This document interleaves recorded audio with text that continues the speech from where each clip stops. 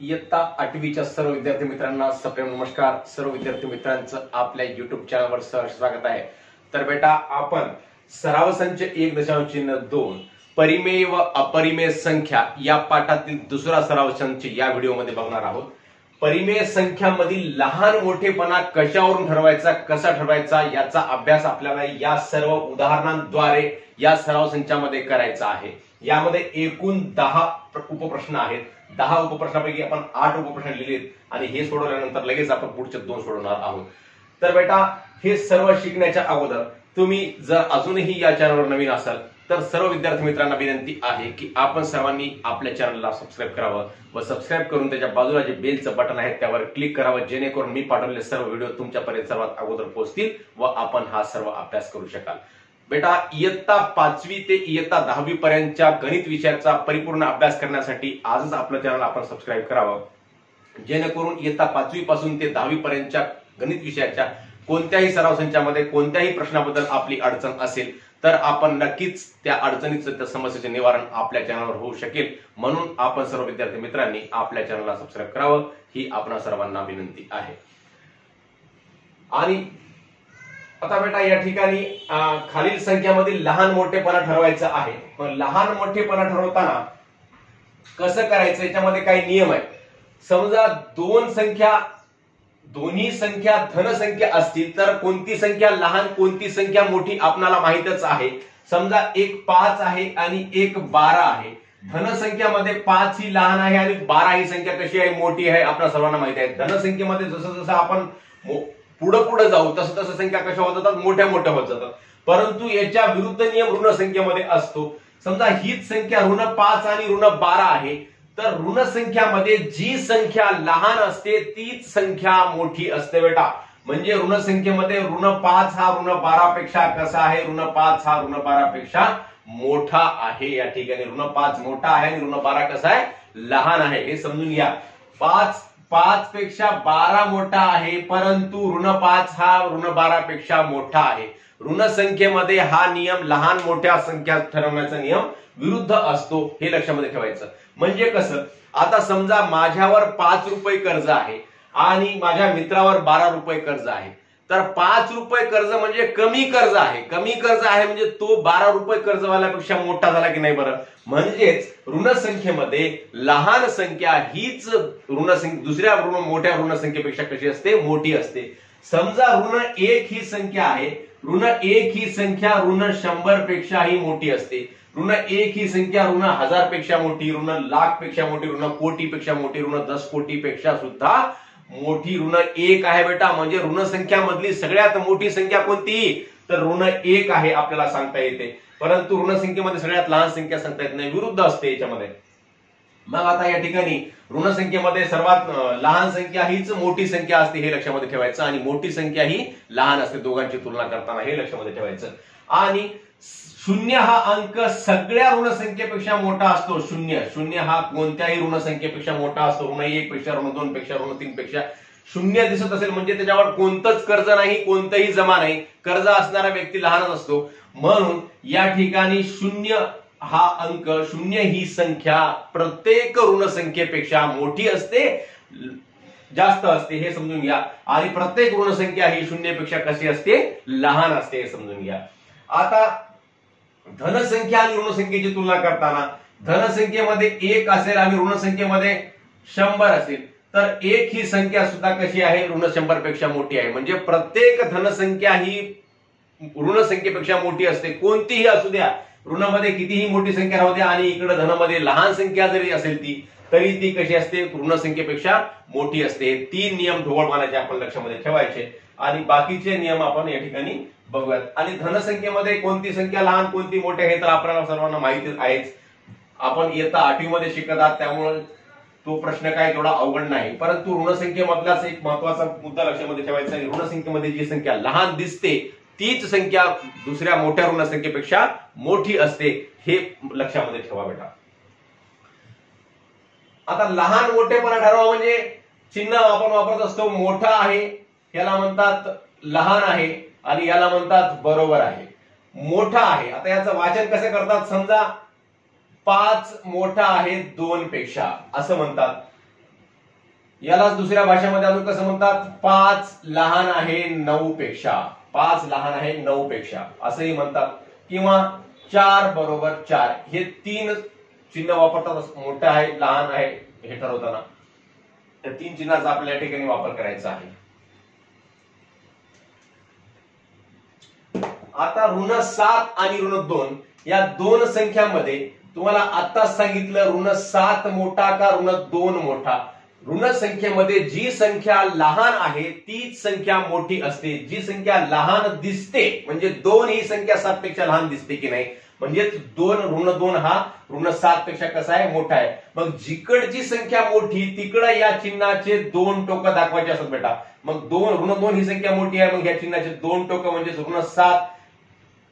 ऋण 7 लहान आहे ऋण 2 पेक्षा असं याला म्हणायचं. ऋण 7 लहान आहे ऋण 2 पेक्षा, किंवा यालाच ऋण 2 पेक्षा मोठा, ऋण 7 पेक्षा मोठा ऋण 2 असंही म्हणता येते. ऋण 7 पेक्षा मोठा ऋण 2 म्हणजे ऋण 7 पेक्षा ऋण 2 कसा आहे, मोठा आहे. किंवा ऋण 7 लहान आहे ऋण 2 पेक्षा असंही म्हणता येते. याला लहान आहे म्हणून ऋण 2 पेक्षा म्हणते नंतर लावायचा, किंवा ऋण 7 लहान आहे ऋण 2 पेक्षा असं म्हणता येते. किंवा ऋण 7 लहान आहे ऋण 2 पेक्षा असं सुद्धा आपण म्हणू शकतो. दुसरा प्रश्न आहे 0, ऋण 9/5. मग आता तुम्हाला आताच सांगितलं 0 ही संख्या सर्व ऋण संख्येपेक्षा कशी असते, मोठी असते. म्हणून 0 मोठा आहे ऋण 9/5. 0 मोठा आहे ऋण 9/5. 0 ही संख्या कोणत्याही ऋण संख्येपेक्षा मोठी असते. 0 मोठा आहे ऋण 9/5 पेक्षा. किंवा 0 पेक्षा लहान ऋण 9/5 असंही म्हणता येते. आपल्याला जे म्हणायचे ते आपण व्यवस्थित त्याचा अर्थ निघाला पाहिजे. 0 मोठा आहे ऋण 9/5 पेक्षा, किंवा 0 लहान आहे ऋण 9/5. 0 पेक्षा लहान आहे ऋण 9/5. 0 पेक्षा लहान ऋण 9/5, किंवा 0 मोठा आहे ऋण 9/5 पेक्षा. दोन्ही प्रकारे आपण म्हणू शकतो, परंतु आपण योग्य एकच प्रकारे म्हणायचा सराव करावा म्हणजे जेणेकरून आपला गोंधळ होणार नाही. याला मोठा आहे म्हणा, याला लहान आहे म्हणा, म्हणजे 0 मोठा आहे ऋण 9/5 पेक्षा असं म्हणायचं, आणि ऋण 7 लहान आहे ऋण 2 पेक्षा असं म्हणायचं. आता तिसरी संख्या आहे 8/7 आणि 0. या दोघांची तुलना करताना 0 पेक्षा कोणतीही धनसंख्या ही मोठी, 0 पेक्षा कोणतीही ऋणसंख्या ही लहान असते. मग इथं धनसंख्या आहे 8/7 आहे, अपूर्णांक आहे, परंतु हा 0 पेक्षा कसा राहील, निश्चितपणे मोठा राहील. म्हणजेच 8/7 हा 0 पेक्षा कसा आहे, मोठा आहे. म्हणजेच 8/7 मोठा आहे 0 पेक्षा, याला असं म्हणता येते. मग आता या ठिकाणी एक संख्या धन आहे, एक संख्या ऋण आहे. हा नियम सुद्धा तुम्हाला आता सांगितला. कोणत्याही ऋणसंख्येपेक्षा कोणतीही धनसंख्या कशी असते, मोठीच असते. इथं ऋणसंख्या आहे, धनसंख्या आहे, आणि दोन्ही या अपूर्णांकाचे दोन्ही परिमेय संख्येचे छेद कसे आहेत बेटा, समान आहेत, सारखे आहेत. मग छेद समान सारखे असताना त्यांच्या अंशावरून त्या परिमेय संख्येची तुलना करायची असते. या ठिकाणी या परिमेय संख्येचा अंश ऋण 5 आहे आणि या परिमेय संख्येचा अंश 1 आहे. मग ऋण 5 पेक्षा 1 मोठा आहे. म्हणजेच ऋण संख्येपेक्षा कोणतीही धनसंख्या ही मोठीच असते, जास्तच असते. म्हणून 1/4 ही परिमेय संख्या मोठी आहे ऋण 5/4 पेक्षा. म्हणून ऋण 5/4 लहान आहे 1/4 पेक्षा. याला म्हणायचं लहान आहे. ऋण 5/4 लहान आहे 1/4 पेक्षा. आता 40/29 आणि 141/29 या ठिकाणी सुद्धा दोन्ही परिमेय संख्यांचे छेद कसे आहेत बेटा, समान आहेत, सारखे आहेत. छेद जेव्हा समान सारखे असतात तेव्हा त्या दोन परिमेय संख्यांची तुलना करणं अतिशय सोपी बाब आहे. ज्या परिमेय संख्येचा अंश मोठा ती परिमेय संख्या मोठी, व ज्या परिमेय संख्येचा अंश लहान ती परिमेय संख्या लहान. आता या ठिकाणी 141 हा अंश या 40 पेक्षा मोठा आहे. मग याला कसं म्हणायचं, 40/29. 40/29 पेक्षा कोणता मोठा आहे, 141/29 मोठा आहे. मग इथं 40/29 लहान आहे 129/29 पेक्षा, असं याला म्हणता येते. आता या ठिकाणी बघा बेटा, दोन्ही ऋण संख्या आहेत, ऋण 17/20 आणि ऋण 13/20. इथं या परिमेय संख्येच्या अगोदर सेंटरला ऋण चिन्ह दिलं, परंतु कुठेही ऋण चिन्ह दिलं तरी या परिमेय संख्येच्या अंशालाच ते ऋण चिन्ह असते, हे समजून घ्या. म्हणजे याचा अर्थ होतो ऋण 17/20 आणि हे आहे ऋण 13/20. तुम्हाला आता सांगितलं ऋण संख्येमध्ये तुलना करताना जर यांचा छेद इथं या ठिकाणी समान आहे, म्हणजे छेदाचा काही प्रश्न नाही, मग ज्या परिमेय संख्येचा अंश लहान असतो तीच परिमेय संख्या कशी असते, मोठी असते. ज्या परिमेय संख्येचा अंश, 17 मोठा दिसायला आहे पण 17 पेक्षा 13 कसा आहे, लहान आहे, परंतु ऋण आहे. मग ऋण संख्येमध्ये जी संख्या लहान असते तीच संख्या मोठी असते. प्रत्यक्षामध्ये जी संख्या लहान दिसते, ऋण 13 लहान दिसते, परंतु ऋण 13 कसा आहे, मोठा आहे ऋण 17 पेक्षा. ऋण 17/20 आणि ऋण 13/20 या दोघांमध्ये मग ऋण 17/20 लहान आहे ऋण 13/20 पेक्षा.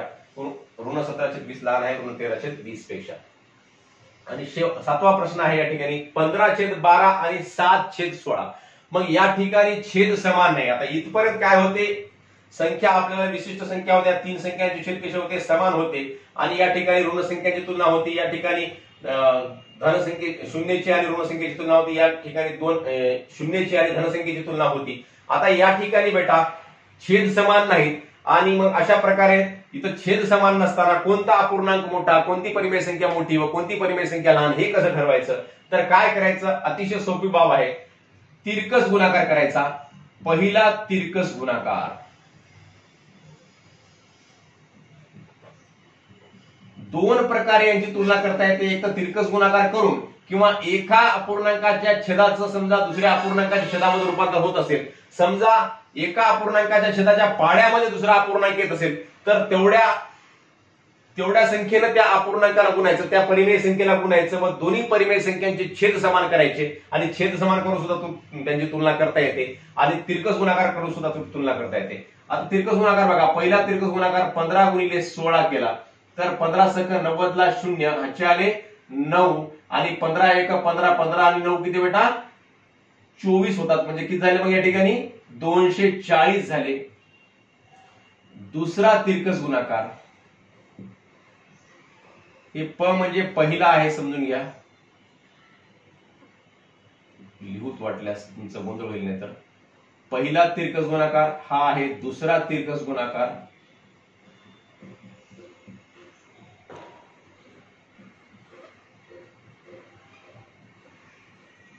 दुसरा तिरकस गुणाकार किती होईल 7 × 12. तिरकस गुणाकार म्हणलं बेटा शब्दच. पहिला तिरकस म्हणजे पहिल्याचा अंश आणि दुसऱ्याचा छेद घेतला आपण. दुसरा तिरकस गुणाकार म्हणजे दुसऱ्याचा अंश आणि पहिल्याचा छेद घेतला. मग काय होतं दुसरा तिरकस गुणाकार 12 × 5 = 12 × 72, 12 × 7 = 84. मग कोणता तिरकस गुणाकार मोठा आहे बेटा, पहिला गुणाकार जर मोठा असेल तर पहिली परिमेय संख्या मोठी असते.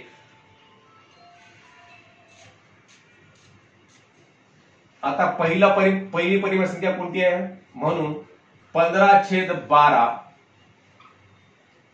मोठा आहे 7/16 पेक्षा. म्हणजेच पहिला तिरकस गुणाकार मोठा असला तर पहिली परिमेय संख्या मोठी असते आणि दुसरा तिरकस गुणाकार जर आपला मोठा आला गुणाकारामध्ये तर दुसरी परिमेय संख्या मोठी असते. हा नियम इकडे सुद्धा सर्व संख्येला लागू होतो. तुम्ही करून बघा वाटल्यास. हे सर्व या नियमाने सुद्धा होतात. परिमेय संख्येचा लहान मोठेपणा या नियमाने सुद्धा करता येतो.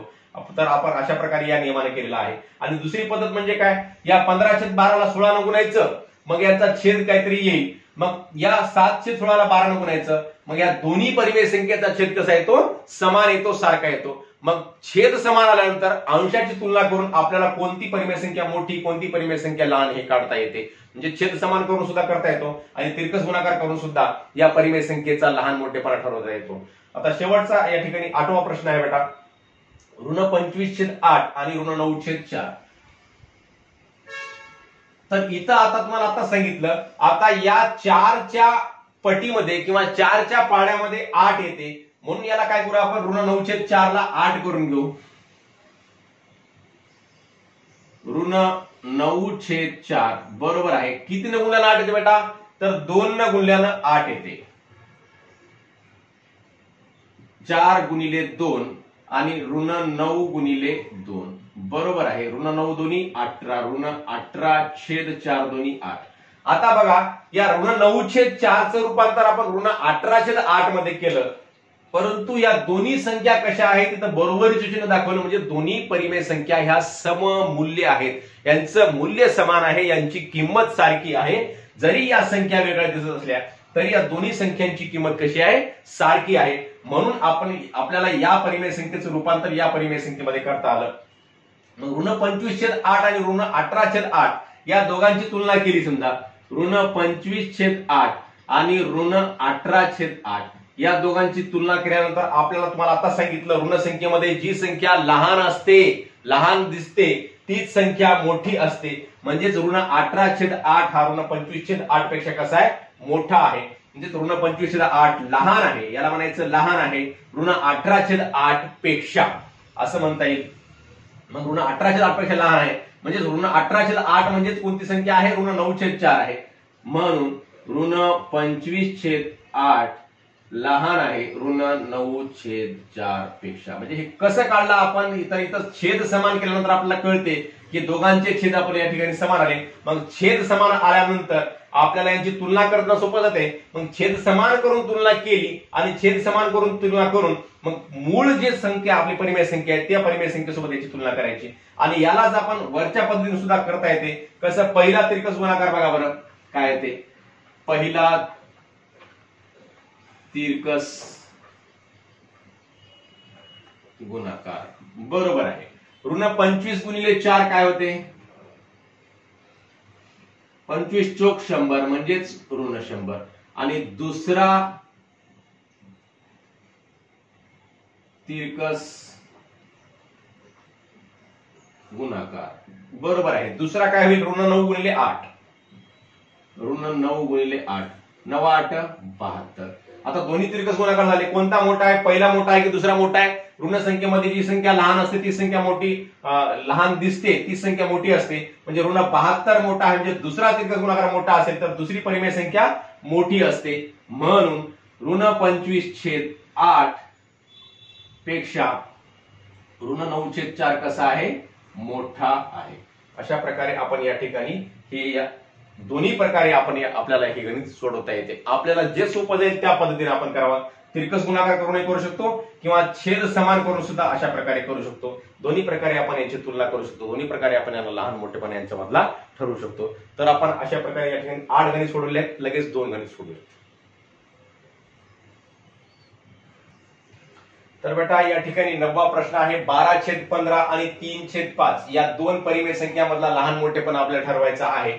आणि ऋण 7/11 व ऋण 3/4 या दोन परिमेय संख्यामधला सुद्धा लहान मोठेपणा आपल्याला ठरवायचा आहे. मग आताच तुम्हाला जी पद्धत सांगितली, पहिला तिरकस गुणाकार आणि दुसरा तिरकस गुणाकार ह्या दोन तिरकस गुणाकार करायचे. आणि पहिला तिरकस गुणाकार मोठा असेल तर पहिली परिमेय संख्या मोठी आणि दुसरा तिरकस गुणाकार मोठा असेल तर दुसरी परिमेय संख्या मोठी. अशा प्रकारे सुद्धा करता येते. आणि 5च्या पटीमध्ये 15 येते, 5च्या पाड्यामध्ये 15 येते, म्हणजे 3/5चं रूपांतर आपण 15 करायचं अगोदर. 5 या छेदाचं रूपांतर 15 मध्ये करता येते. म्हणजे 5ला कितीने गुणावं लागते बेटा, 3 ने गुणावं लागते. 5×3=15 होतात. असं करून ही करता येते. दोन्ही प्रकारे आपल्याला करता येते. तर आपण तिरकस गुणाकार करून आपण यांची तुलना करूया. पहिला तिरकस गुणाकार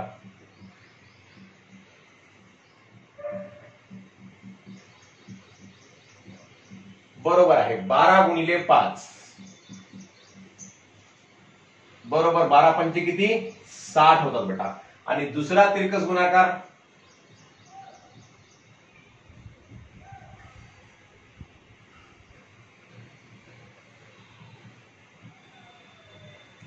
बरोबर आहे 3×15, 15×2=30, 15×3=45 होतात. म्हणजे तिरकस गुणाकार करताना एक गोष्ट लक्षामध्ये ठेवायची बेटा, पहिला तिरकस गुणाकार म्हणले की पहिल्या संख्येचा अंश घ्यायचा, दुसऱ्या संख्येचा छेद घ्यायचा, हेच घ्यायचं. पहिला तिरकस गुणाकार म्हणून जर आपण हे 3 आणि 15 घेतलं तर आपलं चुकून जाऊ शकते. म्हणून 12 आणि 5च घ्यायचं. म्हणजे पहिल्या संख्येचा अंश आणि दुसऱ्या संख्येचा छेद घ्यायचा. आणि दुसऱ्या तिरकस गुणाकारामध्ये दुसऱ्या संख्येचा अंश आणि पहिल्या संख्येचा छेद घ्यायचा. मग या ठिकाणी दोन्ही तिरकस गुणाकार झाल्यानंतर समजा या ठिकाणी पहिला गुणाकार जर मोठा असेल, 60 कसा आहे या ठिकाणी 45 पेक्षा मोठा आहे. म्हणून 60 45 पेक्षा मोठा आहे, म्हणून काय करायचं, मग पहिला गुणाकार जर मोठा असेल तर 12/15 मोठा आहे 3/5 पेक्षा. अशा प्रकारे आपल्याला म्हणता येते, अशा प्रकारे करता येते. आणि इथं सुद्धा तसंच करायचं. पहिला तिरकस गुणाकार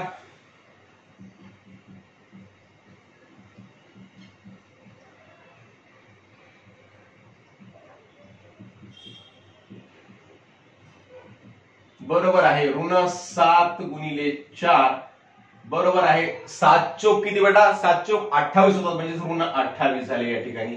आणि दुसरा तिरकस गुणाकार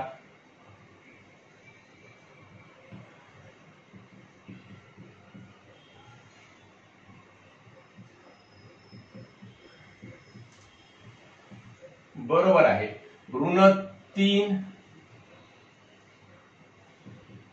× 11 11×3 33 ऋण 33 होतात. आता ऋण 28 आणि ऋण 33 ची तुलना जर केली तर 28 मोठे का 33 मोठे बेटा, 33 मोठे, परंतु ऋण 28 मोठे का ऋण 33 मोठे असं जर विचारलं मी तर ऋण 28 मोठे असं तुम्हाला म्हणावं लागेल. ऋण संख्येमध्ये जी संख्या लहान असते तीच मोठी असते, जी संख्या लहान दिसते ती संख्या तीच संख्या मोठी असते. म्हणजे 28 ही संख्या ऋण 28 ही संख्या ऋण 33 पेक्षा मोठी आहे. म्हणून पहिला तिरकस गुणाकार या ठिकाणी मोठा आहे, म्हणून पहिली परिमेय संख्या मोठी आहे. ऋण 7/11 मोठा आहे ऋण 3/4 पेक्षा, ऋण 3/4 पेक्षा असं आपल्याला म्हणता येते. अशा प्रकारे आपण या ठिकाणी 10 प्रश्न सोडवलेले आहेत. या सर्व प्रश्नाच्या माध्यमातून या संख्यांचा लहान मोठेपणा, परिमेय संख्यांचा लहान मोठेपणा कसा ठरवायचा हे आपण विविध पद्धतीने शिकलेले आहे. ह्या सर्व पद्धती लक्षामध्ये ठेवा, जेणेकरून तुम्हाला पुढे भविष्यामध्ये कोणतेही परिमेय संख्येचे गणित सोडवताना कोणती लहान आहे, कोणती मोठी आहे, कोणत्या दोन परिमेय संख्या बरोबर आहेत, सममूल्य आहेत, हा सर्व भाग समजला पाहिजे. अशा प्रकारे आपण या ठिकाणी सराव संच 1.2 पूर्ण केलेला आहे. तुम्हा सर्वांना हा व्हिडिओ आवडल्यास नक्की आपल्या मित्रांना शेअर करा व व्हिडिओवर लाईक व कमेंट सुद्धा अवश्य करा. धन्यवाद. जय हिंद, जय गौरव.